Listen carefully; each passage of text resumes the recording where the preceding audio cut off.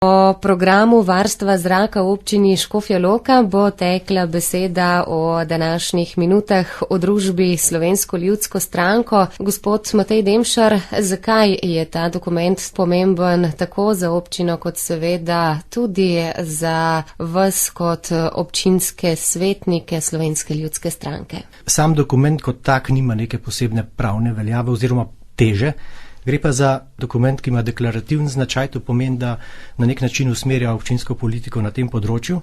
Jaz sem pozornost dokumentu v tem prispevku hotel nameniti predvsem iz vidika, ker je v prvotnem besedilu, ki je prišel na občinski svet, bilo navedeno, da občina Škofja Loka ne bo podpirala izrabe lesne biomase kot alternativnega vira energentov, predvsem z vidika, da le-ta povzroča preveliko onesnaženje s prašnimi delci. Zdaj, to je mogoče v nekem delu lahko celo res, ne gre pa za celosten pogled na problematiko onesnaževanja zraka.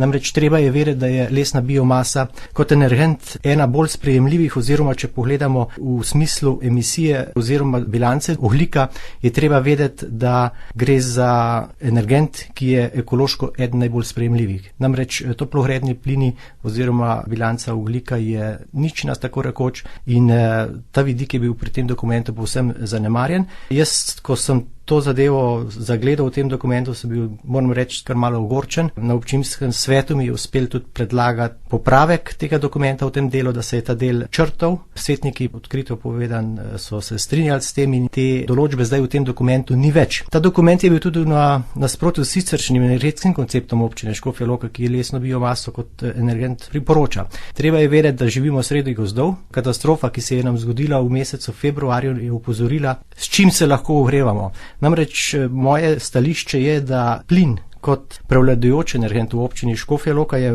verjetno res ekološko eden bolj sprejemljivih, vendar je pa treba povedati, da se mi z plinom oskrbujemo s področji, kjer so politično zelo negotove razmere. Upamo oziroma želimo si, da ne bo prišlo do situacije, ko bo treba reševati problem ogrevanja oziroma oskrbe s plinom sredi kakšne hude zime. Jaz mislim, da je premalo poudarka na izrabi tega, kar imamo sami. Vsa beda te problematike se je pokazala letos po tej naravni katastrofi, kjer v bistvu ugotavljamo lahko samo to, da je Slovenija poceni surovinska baza za sosednje države pri oskrbi z lesom, tudi lesom kot energentom za kurjavo. Gre za povsem nerazumljiv položaj, v kateri se je znašla država. Obljube, ki jih je država dajala po letošnjem žledolomu, so se uresničile v majhnem obsegu. Nekaj je sprememb na področju pridobivanja dovoljenj za gradnjo gozdnih prometnic, vse ostalo so pa obljube in so dejansko lastniki gozdov prepuščeni sami sebi in trgu, ki je pa popolnoma zasičen. Hočem reči, propad lesne panoge se je ob tej katastrofi pokazal v vsem svojem obsegu.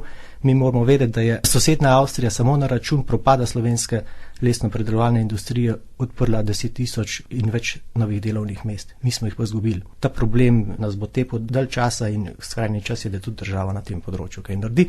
En moment tega je pa bil tudi zaznan v tem dokumentu, ki sem ga prej omenil, programu varstva zraka v občini Škofja Loka, in je v tem smislu bilo popolnoma nesprejemljivo, da bi to v tem dokumentu bilo napisano, da les kot energent pa v občini Škofja Loka nima svojega mesta. Mora ga imeti. Pa ne nazadnje velja omeniti tudi to, da je les kot surovina dostopen pravzaprav vsem. Tudi ekonomika ali pa družinski proračuni z uporabo lesa kot energenta privarčujejo. Gre za energent, ki je polovico cenejši od ostalih in to ljudje vedo dobro in se dejansko v veliki meri odločajo.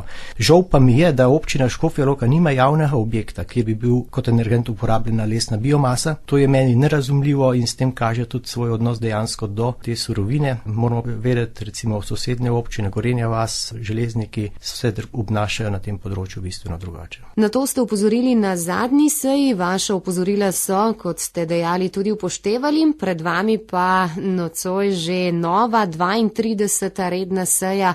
Kaj lahko rečeva o točkah današnjega dnevnega reda? Lahko rečemo, da je na dnevnem redu programa opremljanja stavbnih zemljišč. Gre za določitev višine prispevka, ki ga bojo občani mogli plačevati za komunalno opremo.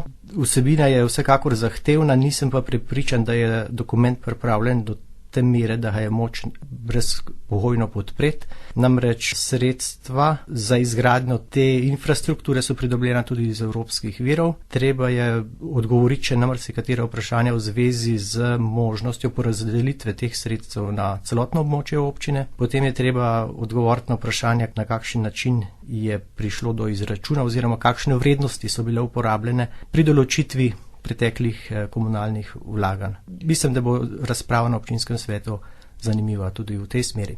Od problematike, ki jo boste svetniki obravnavali na večerni seji, pa morda za konec današnjih minut v družbi Slovensko ljudsko stranko, gospod Matej Demšar, še kratko povabilo na druženje, na tabor, ki ga bo konec tedna Slovenska ljudska stranka pripravila na Rogli.